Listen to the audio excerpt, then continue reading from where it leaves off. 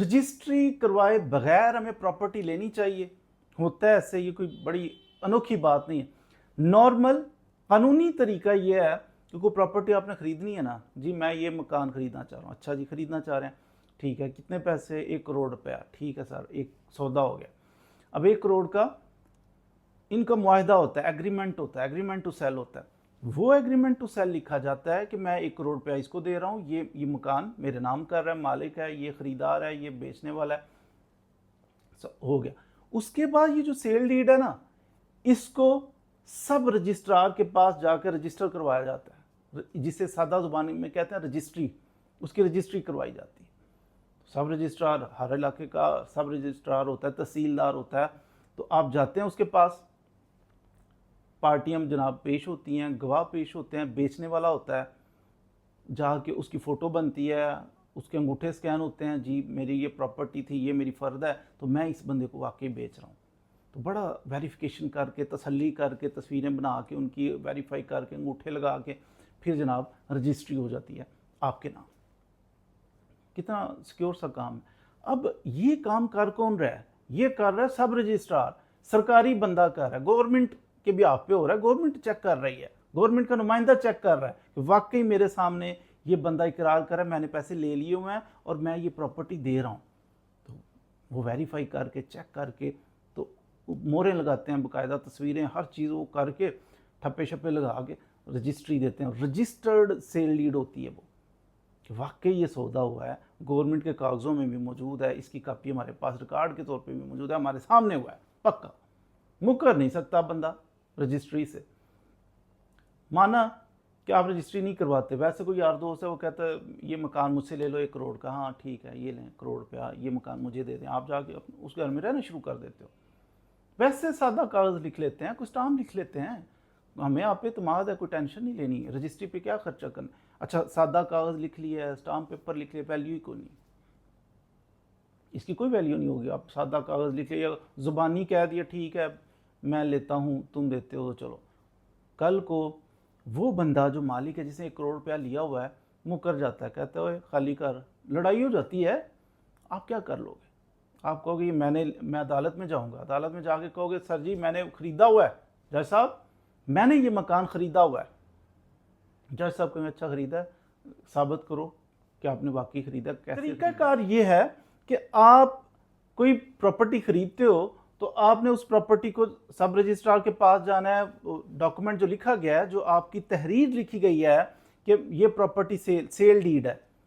अब sale deed लिखी गई है, उसको जाके वेरीफाई करवाना है, उसको अटेस्ट करवाना है, उसको रजिस्टर्ड करवाना है सरकारी बंदे के सामने, जिसे सब रजिस्ट्रार कहते हैं। तो वो जज कहेगा लाओ दिखाओ, आप क्या कहोगे? नहीं सर जी वो तो मैंने नहीं किया। फिर वो कहे नहीं किया तो फिर इधर क्या लेने आए हो? कानूनी तरीका है, बताया हुआ है ना कि ये तरीकाकार है जब प्रॉपर्टी खरीदनी है। तो फिर बंदा अगर वो नाकाम हो जाए तो उसका केस कमज़ोर हो जाता है। इसलिए कभी भी एतमाद है, प्यार है, ये है वो है, तो बस है तो फिर भुगतो, फिर केस क्यों कर रहे हो?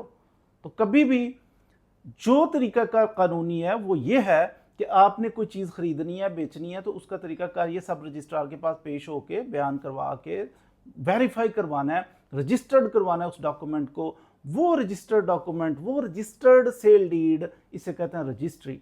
तो ये अथेंटिक डॉक्यूमेंट है। यहाँ तक नहीं, जब ये अथेंटिक डॉक्यूमेंट आपके पास रजिस्ट्री आ जाएगी कि वाकई मैंने ये प्रॉपर्टी खरीदी है, फिर उसके बाद आपने उसका इंतकाल रेवेन्यू अथॉरिटीज़ के पास, महकमा माल के पास, उस प्रॉपर्टी का अपने नाम पे मुंतकिल करवानी है।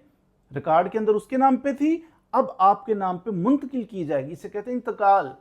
रजिस्ट्री के बाद इंतकाल भी ज़रूर करवाएं, फ़ौरन करवाएं। फिर जब हो जाए इंतकाल, उसकी कापी, एक फ़र्द की कापी लें कि ये फ़लाँ इतने मरले प्रॉपर्टी ये मेरे नाम पे है, मैं इसका मालिक हूँ, मुझे सरकारी तौर पे फ़र्द जारी कर दी गई है। तो फ़र्द बराए रिकॉर्ड लेके अपने पास रखें ताकि ये अब काम हुआ मुकम्मल।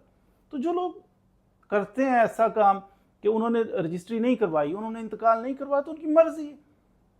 बाज़ दफ़ा इंसान मजबूर होता है, मिसाल के तौर पर फ़ाइलें लेते हैं, सोसाइटी के अंदर फ़ाइल ले लिया, वो रजिस्ट्री नहीं करके देते, उनका असूल है कि फ़ाइलें ही चलती हैं, तो वहाँ तो मजबूरी है, वो फ़ाइल ही, हाँ जहाँ फ़ाइल है वहाँ रिस्क भी रहता है, रजिस्ट्री, आप किसी को पेमेंट करते हो, रजिस्ट्री करवाते हो, ऑथेंटिक डॉक्यूमेंट है, कल को चैलेंज करोगे, फाइल का क्या चैलेंज करोगे? फाइल का ऐसा कोई नहीं होता, बाद दफ़ा फ्रॉड हो जाता है, बाद दफ़ा वो सोसाइटी वाले एक फाइल पता नहीं कितनों को बेच के भाग जाते हैं, रिस्क रहता है उसमें। बाद दफ़ा लाल लकीर के अंदर, गाँव देहातों में लाल लकीर के अंदर, गाँव के अंदर कोई प्रॉपर्टी सेल हो रही है, उसकी रजिस्ट्री होती नहीं है। लाल लकीर के अंदर प्रॉपर्टी जो सेल हो उसकी रजिस्ट्री नहीं होती, मजबूरी है उधर कोई, लेकिन रिस्क साथ है। अब मजबूरी का मतलब ये नहीं कि आप रिस्क फ्री है, रिस्क तो रहेगा। आप मकान ले रहे हो लाल लकीर के अंदर, जी ये मैं इधर बैठा हुआ इस मकान में मैं रहता हूँ, आप मुझसे ले लें, आप कहते हैं हाँ ले लेते हैं, ये लो पैसे पकड़ो, मैं उसके अंदर बैठ जाता हूँ। कल को कोई डिस्प्यूट बन गया तो आपके पास कुछ भी नहीं होगा, खड़ा हो गया कि नहीं इधर वो जिसने बेचा है उसके साथ साथ मेरा भी शेयर था, फिर रिस्क रहेगा। तो हमेशा रजिस्ट्री करवाएं, कोशिश करें वो प्रॉपर्टी खरीदें जिसकी रजिस्ट्री इंतकाल होगा। तो जब रजिस्ट्री होगी, इंतकाल होगा, तो आपके नाम की फ़र्ज जारी होगी, तो वो सिक्योर हो जाएगा, महफूज तरीन होगा। तो बाकी बगैर रजिस्ट्री की जो मर्ज़ी ख़रीदो बेचो, वो रिस्क फैक्टर उसमें मौजूद रहेगा।